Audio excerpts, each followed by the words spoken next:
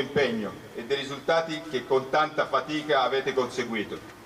Avete onorato i valori che hanno animato la Brigata fin dalla sua costituzione e di cui quest'anno celebriamo il 190° anniversario. Le parole del generale di brigata Nicola Madolesi in Piazza della Vittoria a Gorizia, che ha accolto la brigata di cavalleria Pozzolo del Friuli di rientro dopo 6 mesi di missione nel sud del Libano per presidiare quella striscia demilitarizzata e di protezione che separa il paese dei Cedri con Israele, teatro di un sanguinoso conflitto tra Hezbollah e l'esercito di Tel Aviv. La fine dell'impegno in Libano ha comportato anche il cambio del comando del contingente multinazionale del Sector West di UNIFIL, composto da oltre 3.600 soldati, con l'avvicendamento del nuovo responsabile, il generale di brigata David Colussi della Taurinense, per continuare l'impegno di pace e garantire, in questo punto caldo, la sicurezza tra le popolazioni civili. Il contingente schierato sulla piazza ha ricevuto il doveroso e giusto omaggio rivolto a loro da parte dei goriziani.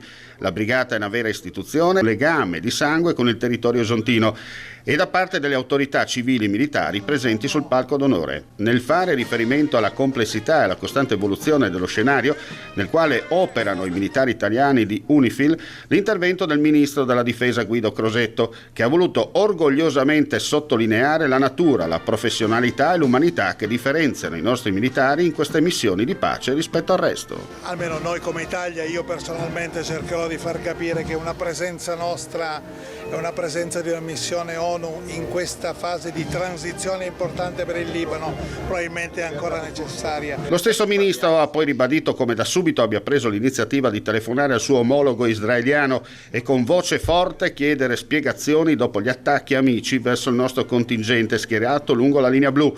Un errore che poteva costare caro in termini di vite. Aspetto risposte, ho formalmente scritto al mio collega Ministro della Difesa, l'ho voluto fare in modo formale perché rimanga traccia, aspetto una risposta formale che mi spieghi cosa è successo.